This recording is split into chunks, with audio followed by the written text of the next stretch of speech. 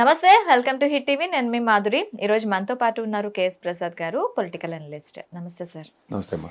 Sir, మిర్చికి మద్దతు ధర గురించి మనకి అప్పుడు తెలంగాణలో పసుపు మద్దతు ధర గురించి కవిత మాట్లాడారు. ఇప్పుడు ఆంధ్రాలో మిర్చి మద్దతు ధర గురించి మాట్లాడుతూ ఉన్నారు. మనకు ముఖ్యంగా అక్కడ మిర్చి మద్దతు ధర 11,781కి కంటే కేంద్రం ఇవ్వనంటోంది అని, కేంద్రం ఆల్రెడీ అది ఫిక్స్ చేసిందని ఒక కేంద్ర మంత్రి. ఏం జరుగుతుంది సార్? మద్దతు ధర అనేది ఎవరు నిర్ణయిస్తారు, ఎలా నిర్ణయిస్తారు? దీన్ని ఎలా ప్రజలు ఎలా అర్థం చేసుకోవాలి? ఇందులో అర్థం చేసుకోవడానికి ఏం లేదమ్మా. ఇప్పుడు గత ప్రభుత్వంలో ధర ఏది పలికింది అన్నది చూసుకోగలిగితే అగ్రిగేట్ 20,000 పైన పలికింది. మొన్న జగన్మోహన్ రెడ్డి గారి మిర్చి యార్డు సందర్శనం, తదనంతర పరిణామాల్లో గౌరవ ముఖ్యమంత్రి గారు కేంద్ర మంత్రి శివరాజ్ సింగ్ చౌహాన్కి రాసిన ఉత్తరాల్లో దాంట్లో క్లియర్గా మెన్షన్ చేస్తున్నారు, రాశారు. అండ్ కేంద్ర ప్రభుత్వమే మిర్చికి కానీ రైతు వడ్లకు కానీ ఇలాంటి వాటికి అన్నిటికీ అదే కేంద్ర ప్రభుత్వం ధరలు నిర్ణయిస్తుంది. అప్పుడు రాష్ట్ర ప్రభుత్వం నుంచి ఒక నెగోసియేషన్, ఒక డైలాగ్ ఓపెన్ అవ్వాలి. గత ప్రభుత్వంతో గతం కన్నా ఎందుకు తగ్గిందనో, ఇంత మచ్చి పంట ఇంకా ఎక్కువ ఉందా అన్న దగ్గర కూడా గత ప్రభుత్వంలో పండించిన క్వింటాల కన్నా ఈసారి ఇంకా తక్కువే పండించాం. అయినా సరే ఎందుకు రేటు పెరగలేదు చెప్పట్లేదు. So పైపచ్చి contradiction. పెమ్మసాని గారు ఒక మాట చెప్తారు, చంద్రబాబు గారు ఒక మాట చెప్తారు, కేంద్ర ప్రభుత్వం ఎంఎస్పీ రేట్ ఒకటి చెప్తా, వాళ్ళు ఓన్లీ 20% కొంటామంటున్నారు. ఎవరికి వెళ్ళి ఎవరు చెప్పాలా? ఇప్పుడు రైతు సమస్యని కేంద్ర ప్రభుత్వం రాష్ట్ర ప్రభుత్వం రెండు నిమ్మక నీరు ఎత్తినట్టు కూర్చుని ఉంటే వాళ్ళ బాధలు వెతలు ఎవరు తెరచాలా? మళ్ళీ ఖచ్చితంగా రైతు ఉద్యమాలకి ఇట్లకే తెరలేపుకుంటున్నారు వాళ్ళు. ఓవరాల్ గా ఇంత డైలాగ్ ఓపెన్ చేసాం, నెక్స్ట్ నెగోసియేషన్ స్టార్ట్ చేసాం, ఓవరాల్ గా ఇది చేస్తాం అది చేస్తాం అని చెప్పి అవుట్కమే లేకుండా చేస్తే దాని అర్థం ఏంటి? ఏం చెప్తున్నారు? 11,781 రూపాయకి ₹1 తక్కువ కొనం, 11,780 మద్దతు ధర అంటే అది చెప్పట్లే. తీరా చెప్తే రాష్ట్రంలో 10,020 రూపాయల కంటే ₹1 కూడా పెంచేది లేదని ఎవరు చెప్తున్నారు? చంద్రబాబు నాయుడు చెప్తారు, ఎస్సీఆర్ చెప్తున్నారు. సో ఏంది ఇది? కేంద్ర ప్రభుత్వం నిర్ణయించిన రేటు కొనరు, స్టేట్ గవర్నమెంట్ కి డిస్క్రిప్షన్స్ తీసుకోరు. ఏం చేయాలి రైతులు? ఎదురుపడి సవాళ్ళు. కోతవేడి దూరంలో ఉన్న మిర్చి వాటికి వెళ్ళి సందర్శించి వాళ్ళు ఎతలో తెలుసుకోవడానికి బాధాకరంగా ఉంది వీళ్ళకి. దీనికి మళ్ళీ ప్రజాస్వామ్యాన్ని పేరు పెడితే దీని గురించి షర్మిల కూడా మాట్లాడినట్టుంది కదా సార్. ఎవరికి ఉపయోగం? మా అమ్మాయి గురించి 10 సార్లు అడుగుతారు అందరూ జర్నలిస్టులు. ఏటి ఆవిడ వాళ్ళని ఎవరికి ప్రయోజనం? ఆవిడకి ఏంటి తెలియదు, ఆవిడ వదిలేసి పక్కకి ఆడుకోమని చెప్పండి. టైం వేస్ట్ బ్యాచ్ వాళ్ళు. ఇవన్నీ ఏంటంటే కేంద్ర ప్రభుత్వంలో ఉన్న అపోజిషన్ లీడర్గా ఉన్న రాహుల్ గాంధీతో గలం వినిపించగలిగితే వీళ్ళ ఎఫర్ట్స్ కరెక్ట్. అంతేకాని ఆ వ్యాసంలో ఇటు తిరిగి మళ్ళీ జగన్మోహన్ రెడ్డి మీద పడేయడం తప్ప ఆ అమ్మాయికి ఏది తెలుసు? Cheese puppet. ఏదో డబ్బులు ఇస్తే ఎవరి దగ్గర మాట్లాడుకొని తిరుగుతుంది ఆవిడ. సబ్బు సందర్భంలో నేను మాట్లాడి నేను అవి అడుక్కోవాలి. ఆవిడ ఊరికి తీసుకుని తోరలాడిందని ఆవిడ తీసుకొచ్చి బలవంతాన్ని మన్నైతికి రుద్ది ఆవిడ పెద్ద రాజకీయ మేధావం చేస్తే ఎవరికి ఉపయోగం? ఎరవలే ఎలాంటి నేను అదొక కాంగ్రెస్ పార్టీ. అసలు ఆంధ్రప్రదేశ్లో బుద్ధి జ్ఞానం ఉంటే కాంగ్రెస్ పార్టీ గురించి ఎవరైనా మాడితే మర్యాద కూడా ఉందని చెప్పండి. ఎందుకంటే ఇట్స్ వెరీ క్లియర్. రాష్ట్ర విభజన తర్వాత ఇవాళకి మనకి దిక్కు దివాలని నిస్సహాయ స్థితిలో కారణకులు ఎవరైతే వాళ్ళే కాంగ్రెస్ వాళ్ళు మాట్లాడబెట్టమ్మా. ఏ ధైర్యంతో మాట్లాడతారు వాళ్ళు? వాళ్ళతో పార్టీ వాళ్ళు మళ్ళీ అధ్యక్షులు వాళ్ళేం మన నెత్తికొచ్చి మనకు గురించి మాట్లాడడం. అయితే ఈ మిర్చి మద్దతు ధర గురించి తీసుకున్నట్లయితే దీనికి పెద్ద ఎత్తున ఇప్పుడు ప్రజా సంఘాలు కూడా ముందుకు వస్తాయి. మా అభ్యస్గా వస్తాయి. ఇప్పుడు అందరి బదులు షర్మిలమ్మని కూర్చొని ఆమాన్య తీసుకొని చచ్చిపోయేదాకా పొట్టి శ్రీరాములాగా ఏదైనా పని చేయమని పనికొచ్చిన పని అంతే. అవి కాకుండా ఈ పోస్కోల్ కబుర్లు అని చెప్పుకుని ఎన్నాళ్ళ కాలసేపలు చేసుకుని తిరుగుతారు. ఎవరికి ఉపయోగం వల్ల? వీళ్ళు రాజకీయ నాయకులు మన ఉద్ధరించడానికి వీళ్ళు మైక్ ఇవ్వగానే ఏం మాడతారో తెలియదు. ఇప్పుడు గత సంవత్సరం అంటే మనకి ఇంతకు ముందు ఎలక్షన్స్ ముందు మిర్చి మద్దతు ధరకి ఇప్పుడు మిర్చి మద్దతు ధరకి దాదాపు 9,000 రూపాయల వరకు రిడక్షన్ కనిపిస్తుంది, తక్కువ కనిపిస్తుంది. దీన్ని అధిగమించడానికి ఎలాంటి చర్యలు తీసుకోవాలి అంటారు రైతులు కానీ ఈ ప్రజా సంఘాలు కానీ? మిర్చి అమ్మకుండా ఉంటే మనకి స్టాక్ చేసుకునేటందుకు మనకి అన్ని ప్రివిలేజెస్ ఉన్నాయా? అంటుందమ్మా, ప్రభుత్వపరమైన గిడ్డంగులుండి ఇట్లాంటి ఎరోనియస్ సర్కమ్స్టాన్సెస్ లో రైతులను ఆదుకోవడానికి రైతు భరోసా నిధులు ఇలాంటివన్నీ ఉండాలమ్మా. ఉన్నప్పుడు ఏమవుతుందంటే పైపచ్చి మిర్చి పంట ఇస్ కాస్ట్లీయెస్ట్ కల్టివేషన్. అది 4 సార్లు రోజుకి నీళ్లు పెడతాను కానీ అది పండదు, అంత ఈజీ కాదు.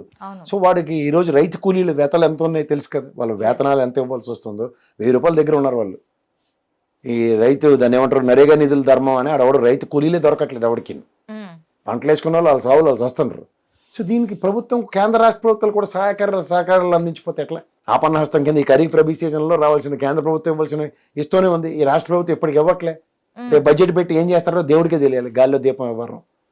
ఇప్పుడు మిర్చి సంఘాలు కానీ లేదంటే రైతు భరోసా కేంద్రాల్లోనూ అట్లలోనూ సంబంధిత కార్యకలాపాలను నిర్వర్తించుకునే కార్యక్రమాలకు వెసులుబాట్లు ఇవ్వాలి. వాళ్ళకి ఏమి చేయకుండా ఆ మిర్చి ఆటలకి తరలించి కూర్చొని తరలించాలని ఖర్చులు కూడా రాకపోతే కింద సెదలు పట్టేస్తున్నాయి. ఎన్నాళ్ళైందమ్మా 78 సంవత్సరాల స్వాతంత్రం వచ్చి కూడా ఈ రోజుకి కూడా వ్యవసాయ ఆధారిత దేశం అని తెలిసి కూడా హైయెస్ట్ GADP కంట్రిబ్యూషన్ వ్యవసాయం నుంచి వస్తూ కూడా దగ్గర రాష్ట్ర దేశాల్లో 57%.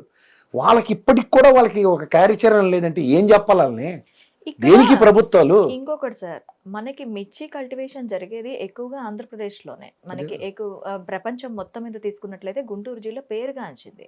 అలాంటి ఆంధ్రప్రదేశ్ జిల్లాకి మేము రైతులకి అండగా ఉంటామని చెప్పిన కేంద్ర ప్రభుత్వం కానీ, రైతుల పక్షాన మేము మాట్లాడతామని చెప్పి ఇంతకు ముందు తెలుగుదేశం పార్టీ ఎద్దేవా చేసిన సంఘటనలు చాలా చూసాం. అలాంటిది ఇంకొంచెం మనకి ఏదైనా ఎక్కడి నుంచో తీసుకొచ్చి నిధులు పెట్టాల్సిన అవసరం లేదు, ఎక్కడి నుంచో కంపెనీలు తీసుకొచ్చిన అవసరం లేదు.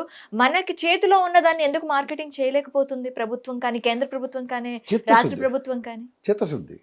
ఇప్పుడు నేను అంటుంది సంపద సృష్టిస్తాం మన దగ్గర. This the golden privilege and golden opportunity. ఈ మిర్చిని ప్రభుత్వమే నిర్దేశిత ధర నిర్ణయించి ఈ స్టాక్ యార్డ్ లో పెట్టమనండి, ఎక్స్పోర్ట్ మాడ్యూల్ ఓపెన్ చేయమనండి. ఇది ప్రపంచవ్యాప్తంగా ఉన్న డిమాండ్ ఉంది కదా. కాదు, కేంద్రం కొనుక్కోవాల్సిన అవసరం లేదు కదా. ఇప్పుడు గ్లోబల్ గా ఎంత ఎక్స్ప్లోర్ అవుతుంది కదా, ఎందుకు ఆ విధంగా ఆలోచించలేకపోతున్నారు? నేను చెప్తుంది అదేనమ్మా. ఇప్పుడు మిర్చి పంట లేదా వడ్లు ఇలాంటివన్నీ ఎక్స్పోర్ట్ సక్సెస్ నెరేషన్స్ లో మొన్నే చూశారు కదా. షిప్పులు అంపబడి సీజ్ షిప్పులు ఇవన్నీ పెట్టకథలని చెప్పుకు తిరిగి బదులు సంపద సృష్టించడానికి ఒక మార్గం ప్రభుత్వమే ఎక్స్పోర్ట్ మాడ్యూల్ క్రియేట్ చేయమని అంటున్నా. మీరు అన్నట్టు దానికి సొల్యూషన్ ప్రాస్పెక్ట్ అంటే రైతులు పండించిన పంటల్ని ప్రభుత్వం ఒక రేట్ ఫిక్స్ చేయమనండి. నాకు నచ్చితే రైతులు వడ్లు పండిస్తారు, లేకపోతే మిర్చి పండిస్తారు, లేదా జొన్న పండిస్తారు, లేకపోతే వరి దాన్ని ఏమంటారు కందిపప్పు పండిస్తారు, పెసరపప్పు పంపిస్తారు. ఇవన్నీ వాళ్ళు డిసైడ్ చేసుకోవడానికి రైతు భరోసా కేంద్రాల త్రూగా ఇది ప్రభుత్వం ఈ కార్యకలాపాలు నిర్వర్తించి రిలయన్స్ వాడు ఇంకోటి చేయగలుగుతారు కానీ మనం ఎందుకు చేయలేం? ప్రభుత్వ గిడ్డంగుల్లో స్టాకులు పెట్టండి, గిట్టుబాటు ధర వచ్చినప్పుడు దానికన్నా ఎక్స్పోర్ట్ మాడ్యూల్ రేట్ ఫిక్స్ చేసుకుని ఇంటర్నేషనల్ మార్కెట్లో ఎంత పడుతుందో రేట్ అందరికి తెలుసు కదా.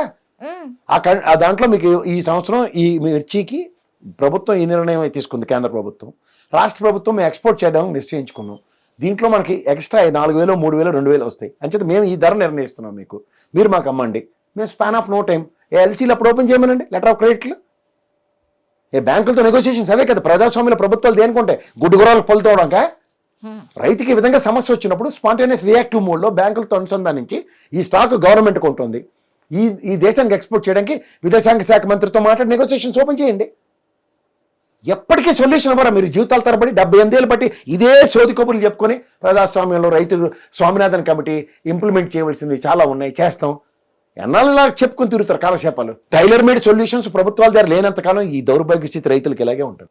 ఎందుకు సార్, ఎందుకు ఆ నిర్ణయం? వీళ్ళకి ఒళ్ళొంగక చేతకాక, వీళ్ళ రైతుల పట్ల విధి విధానాలు తేర్కానం కాక, ఏ పంటలు పండుతున్నాయి వ్యవసాయ శాఖ మంత్రికి ప్రాథమిక అవగాహన లేకుండా ఉంటాడా? ఎంతసేపు ఉంటుందమ్మా? వ్యవసాయ శాఖ ఉంటుంది కదా, దాంట్లో తీసుకురావడానికి డేటా ఎంత? పలానా డిస్ట్రిక్ట్లో పలానా హెడ్ క్వార్టర్స్లో ఎంత మిర్చి పండుతుంది, ఎంత వరి పండుతుంది, ఎంత పత్తి పండుతుంది, ఎంత కందులు పండుతున్నాయి, డిమాండ్ ఎంత ఉంది, సప్లై ఎంత ఉందో గత లెక్కలు తీసుకున్న అప్పుడు తేల్చుకోలేరు. రాష్ట్ర అవసరాలకి ఎంత ఉంది, ఇంతకన్నా మనం ఎంత ఎక్స్పోర్ట్ చేయొచ్చు, దీంట్లోంచి ఆప్షన్స్ ఎలా ఎక్స్ప్లోర్ చేయాలి, ఈ ప్రాథమిక అవగాహన లేకుండా ఎలా ఉంటారు వీళ్ళందరూ? ఇన్నాళ్ళు బట్టి ఇదే సోది. మిర్చి పంట అధికంగా పండిందట, టమాటా అధికంగా పండిందట. టమాటాలను బట్టి కెచప్ గాళ్ళు వీళ్ళందరూ ఉన్నారు కదా, టమాటా కెచప్లు చేసుకుని వాళ్ళతో అనుసంధానించలేరా? మిర్చికి హైయెస్ట్ కాన్సన్ట్రేట్ చేయడానికి వచ్చిన 1 డ్రాప్, మనం 10 మిర్చీలు వేసుకునే దగ్గర 1 డ్రాప్ సొల్యూషన్స్ తయారు చేసే కంపెనీలు కూడా ఉన్నాయి. ఎందుకు అలాంటి కంపెనీలని గవర్నమెంట్ ఎంకరేజ్ చేయలేకపోతుంది? ఫుడ్ ప్రాసెసింగ్ యూనిట్ మా బాధలు నీకు చెప్తాను. నేను నా first company no agritech limited, that's a food processing unit with German collaboration. Okay, you won't believe it. నేను ఇందాక చెప్పొచ్చు, ఒక డ్రాప్ మిర్చి ఈక్వల్ టు ఫంజెన్సీ ఎంత ఉంటుందంటే అంత ఫంజెన్సీ ఉంటుంది. We use to extract oils from spices like pepper, chilli, everything. Sri Lanka నుంచి కూడా పెప్పర్ 385 రకాల పైచీలుక చిల్లీ ఉంటాయి తెలుసమ్మా. ఇక్కడ గుంటూరులో చూడండి సన్న మిరపకాయ, గుంటూరు కారం మిరపకాయ ఇలాంటివి అలాంటి ఉంటాయి చూడు. అలా ఓవరాల్ గా వరల్డ్ వైడ్ 385+ వెరైటీస్ ఉన్నాయి.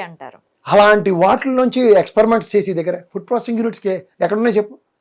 దేశవ్యాప్తంగా ఫుడ్ ప్రాసెసింగ్ జోన్స్ కి కేంద్ర ప్రభుత్వ నిర్ణయాల ప్రకారం ఈ పాటికి రాష్ట్రానికి ఒకటి నాట్ లెస్ దెన్ 1000 సంఖ్యలో రావాలి. వాటికి వచ్చిన అడ్వాంటేజ్ ఏది? కర్నూలు ఆ పరిసర ప్రాంతంలో టమాటా పంటకైతే దిక్కుదేవనం లేదు. నేను అనుకుంటున్న ప్రాణాలు తెగించి 10 రూపాయలకు కొంటామని చెప్తున్నారు. ఏడ పడితే అక్కడ మనం చూడ మనం టమాటాలు అమ్ముతారు ఆటోలు వేసుకుని 50 రూపాయలకి 3 కేజీలు, 100కి 6 కేజీలు అని. అంటే సామాన్య రైతు రూపంలో ఆడొచ్చి అమ్ముకున్నా సరే వాడికి ప్రివిలేజెస్ లేవు. అవును. ఎక్కడున్నాం మనం? ఈ పెట్టుబడిదారీ వ్యవస్థ కింద తయారు చేస్తూ దీనికి ఒక డెమోక్రసీ అని పేరు పెట్టి ఎవరినో పరిరక్షించడానికి వీళ్ళందరూ వాళ్ళ అడుగులు ఎత్తుకునే కార్యక్రమంలోనే ఉంటున్నారు. ఇప్పుడు ఇంత చెప్తున్నాం చూడు, ఇంత హైయెస్ట్ కంట్రిబ్యూషన్ 57% దగ్గర అగ్రికల్చర్ ఈల్డ్ మనకు ఉండే దాని మీద జీడీపీ కంట్రిబ్యూషన్. ప్రభుత్వం ఈ రోజుకి విధానాలు నిర్ణయించలేకపోతుందంటేనే ఒకసారి ఆలోచించు. ఎంతమంది అన్ఎంప్లాయ్స్ ఉన్నారు? ఒక క్రమబద్ధీకరణ చేయలేరు. ఒక కౌలు రైతుల కిందో లేదంటే వ్యవసాయ కూలీల కిందో ఒక ఎంప్లాయ్మెంట్ ప్రాస్పెక్ట్లో ఈ విధంగా ఇస్తున్నాం. Why can't they create an agriculture activity? Highest agriculture productions ready అవుతున్న దేశం కానీ రాష్ట్రం కానీ ఆంధ్రప్రదేశ్, తెలంగాణలో. అలాంటప్పుడు ఎందుకు గవర్నమెంట్ ఆ దిశగా ఆలోచించలేకపోతుంది? ఆ చిత్తశుద్ధి అది నేషనల్ గవర్నమెంట్ తీసుకోవాల్సిన ఫస్ట్ ఫండమెంటల్ ప్రికాషన్ అమ్మది. నేను అంటుంది ఇవాళ అంత అన్ఎంప్లాయ్మెంట్ ఉన్న దగ్గర వ్యవసాయ కూలీలు చదువుకోని వాళ్ళందరినీ ఈ కేటగరైజేషన్స్ లో వ్యవసాయ కూలీల కింద ఇది వీళ్ళకి జీతపచ్చారు. వ్యవసాయ కూలీలకు కూడా ఏవో ఫండ్స్ ఇస్తున్నామని చెప్పండి. అదే నరేగా రైతులు అప్పనంగా పోతున్నారు. ఎలా పొలయ ఇంకా పేర్లతో రాసుకుని వాళ్ళు దోచుకుపోతున్నారు. కాలువలు పూడికలు తీరు వాళ్ళతో పనులు చేయించాలి. దాని బదులు ప్రభుత్వమే ఒక నిర్ణయం ఎందుకు తీసుకోదంటున్నా? ఎంప్లాయ్మెంట్ క్రియేట్ చేస్తాం, 20 లక్షల ఉపాధి, తోటకూర, 2 కోట్ల మంది కేంద్ర ప్రభుత్వం నిర్ణయిస్తాం అని చెప్తున్నారు కదా. అందరూ ఎంబీఏలు పట్టాలు పట్టుకుని తిరగట్లే కదా రోడ్ల మీద. అవును. వీళ్ళతోనే ఒక మార్కెటింగ్ యాక్టివిటీ క్రియేట్ చేయండి. ఎంబీఏ మార్కెటింగ్ చేసిన వాళ్ళని ఇలా అనుసంధానించండి. Do it this. అగ్రికల్చర్ సెక్టర్ని ఒక బిజినెస్ మాడ్యూల్ కింద ఎందుకు తయారు చేయరు? అంతసేపు బ్రోకర్ వేదంలో బతకరించడానికే కార్యక్రమాలు. ఆడవాడు మీరు రైస్ మిల్లర్ దగ్గరకుంటాడట, పేరు నన్ను మిల్లు ఆడించాడట, ఆడిని అరెస్ట్ చేయండి, ఈ చెత్తంతా మీకు ఎందుకట? Create and government activity. All rice mills will be taken by government. All గిడ్డంగులు టేకెన్ బై గవర్నమెంట్. ఒక కన్సల్టేట్ ఫండ్ తీసి దరిద్రం వదిలించండి ఒక్కసారి, one time investment. Ongoing process కదా అగ్రికల్చర్ సెక్టర్, ఆగదు కదా అది. బోల్డ్ అని లాభాలు తెచ్చిపెట్టే ఆబ్వియస్లీ ఎక్కడికో వెళ్తాం. అక్కడ ఉన్న ట్రంప్ గారు చెప్తుండే ఇది వీళ్ళ దగ్గర బోల్డ్ అంత నేలమాలికల్లో డబ్బులు ఉన్నట్టున్నాయి, వీళ్ళు ఎవరిని నమ్మకండి అని. నిజమే అది. నువ్వు పుట్టిన కాడి నుంచి చదువుకుంటుంది ఒకటే కదమ్మా అభివృద్ధి చెందుతూ ఉన్న దేశం అని. మన ఇంటి పక్క కార్లు ఎలా ఉంటాయో చూస్తున్నావు కదా. మనమే ఏవి కాకుండా మారుతి ఈ రోజు కొండమే మానేసాను 190 మంది. అలా అగ్రిగేట్ మోర్ దెన్ 70% ఇంపోర్టెడ్ కార్సే ఉంటున్నాయి. నేను అంటే విదేశాల్లో తయారు చేసిన కార్లే. మళ్ళీ మేక్ ఇన్ ఇండియా కాన్సెప్ట్ ఒకటి చెప్తాడు పెద్ద అయినా మన చిన్నపిల్లలు చేసి. సో దీనికి ఏంటంటే అమ్మా ప్రభుత్వ విధానం అన్నది కరెక్ట్గా లేకపోతే కేంద్ర రాష్ట్ర ప్రభుత్వాలు ఫెడరల్ సిస్టము డెమోక్రసీ ఈ కథలు ఇన్ని చాలు. ఈ జడ్డి వేదాలను నేనైతే భరించలేకుండా ఉన్నాను. ఇక్కడికైనా సరే ఖచ్చితంగా ఒక కేంద్ర రాష్ట్ర ప్రభుత్వాల సమన్వయం కూర్చొని అగ్రికల్చర్ సెక్టర్ని ప్రాఫిట్ మాడ్యూల్లో మనం ఈ విధంగా చేద్దాం. ప్రభుత్వం తీసుకుంటుంది. ఎవడో ప్రైవేట్ డబ్బులు బ్యాంకులను గవర్నమెంట్ ఆధీనంలో పెట్టి ఎవడో డబ్బులు సరిగ్గా కట్టలేదు ఐటీ పరంగా రైడ్లు చేస్తుంది. ఆడు రైతు కూడా ఒక పంటగాడే కదా. రిలయన్స్ వాడు కొనుక్కున్నాడు, ఇంత ప్లాస్టిక్ కవర్లో పెట్టి 70 రూపాయలు 80 రూపాయలు 100 రూపాయలు అమ్ముతున్నాడు కదా. వాళ్ళకి మధ్యలో ఉన్న ఆ ట్రాన్స్పరెన్సీ నువ్వు ఎందుకు అడ్రస్ చేయలేవు? Why can't create an employment over there? అప్పుడు అంబానీలు తయారు చేయలేదు కదా గవర్నమెంట్. అంబానీలటువంటి అదని కానీ తయారు చేయడం గంట పైన ఆడగాడే తయారైపోతుంది. ఒక గడపారు పట్టుకొని తిరుగుతుంటాడు ఎక్కడిక కన్నాలయ్యాలని. ఇలా మిగిలిన వాళ్ళకి కాదు కదా. ఇది ఎప్పుడైతే ఫోకస్ ఎక్కడ చేయాలో అది తప్ప అన్నీ చేసేది ప్రభుత్వంలో ఉన్న వాళ్ళే సాటి. ప్రభుత్వంలో నిర్ణయాధికారాలు మారాలి, నిర్ణయాలు మారాలి, ప్రభుత్వం తీసుకునే నిర్ణయాలు మారాలి అంటారు. ఖచ్చితంగా మారాలి. There is no option left. They have to do it. ఎందుకంటే ఇన్ని సంవత్సరాలు బట్టి ప్రతి సంవత్సరం నువ్వు ఏ సంవత్సరం అయినా రైతులు కష్టపడకుండా సుఖపడ్డారు అనేది ఒకసారి విన్నావా? ఏదో రూపంలో రైతు కష్టాలు ఎక్కడో దగ్గర అడ్రస్ అవుతున్నాయి కదా. ఉదాహరణకి ఆంధ్రప్రదేశ్ తెలంగాణ రాష్ట్రాల్లో రైతులు పరిరక్షించబడ్డారు. కానీ హర్యానా పంజాబ్ రైతులు ఢిల్లీలో సంవత్సరం పాటు ఎందుకు ధర్నాలు చేశారు? దాని మీద విధి విధానాలు ఏవి? కాళ్ళు పెట్టుకుని సారీ దండం పెట్టిపోతే అయిపోద్దా? This is all ridiculous. ఇది ఇప్పటికీ సొల్యూషన్ ప్రాస్పెక్టివ్లో లేదు. ఓ పంట వ్యర్థాలను ఏం చేయాలో ప్రాసెస్ లేదు. మళ్ళీ మొలాసిస్, ఈ యువతల చెరుకు పంట నుంచి మొలాసిస్ చేస్తారు, దాంట్లోంచి ఇవన్నీ మాకు తెలిసి చిన్నప్పటి నుంచి చదువుతున్న చెత్తే ఇదంతా. కానీ సొల్యూషన్ ప్రాస్పెక్టివ్ లో డెవలప్మెంట్ ప్రాస్పెక్టివ్ చదువుతున్న పిల్లలకి అడిగినా చెప్తారు.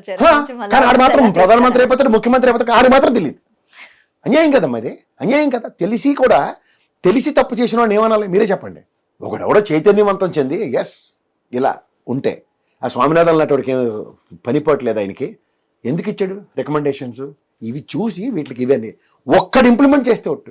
హిట్ టీవీ యాప్, ఇందులో short news, live news, entertainment shows, movies, digital magazines తో పాటు మీ జిల్లా వార్తలను కూడా ఫ్రీగా చూడొచ్చు. అంతేకాదు కేజీ నుంచి పీజీ వరకు విద్యార్థులకు స్కాలర్షిప్ కూడా అందిస్తున్నాం. ప్రతి వారం 10 మందికి లక్కీ డ్రా ద్వారా ఒక్కొక్కరికి 10,000 రూపాయలు అందిస్తున్నాం. ఇంకెందుకు ఆలస్యం, వెంటనే హిట్ టీవీ యాప్ ని డౌన్లోడ్ చేసుకుని ఫ్రీగా ఎంటర్టైన్మెంట్ పొందండి. Hit TV app. Hit TV app. Please download hit TV app. Hit TV యాప్ని ఫ్రీగా డౌన్లోడ్ చేసుకొని ఎంజాయ్ చేయండి. మీకు నచ్చిన ఎంటర్టైన్మెంట్ కోసం హిట్ టీవీ యాప్ ని ఫ్రీగా డౌన్లోడ్ చేసుకుని ఎంజాయ్ చేయండి. హిట్ టీవీ యాప్ని డౌన్లోడ్ చేసుకుని ఆస్వాదించండి, ఆశీర్వదించండి. ఇంతమంది సెలబ్రిటీలు హిట్ టీవీ యాప్ ని డౌన్లోడ్ చేసుకోండి అని చెప్తున్నారంటే ఎంత మంచి యాప్ ఆలోచించండి. అమెరికా అమెరికా అమెరికా అమెరికాలో చదవాలనుకునే వాళ్ళకి విశ్వసనీయమైన పేరు మన శౌర్య కన్సల్టెన్సీ. UK లో 1 year masters. UK లో 1 year masters. 2 years work permit up to 5 years visa. Contact Saurya Consultancy. Contact 89851 89851.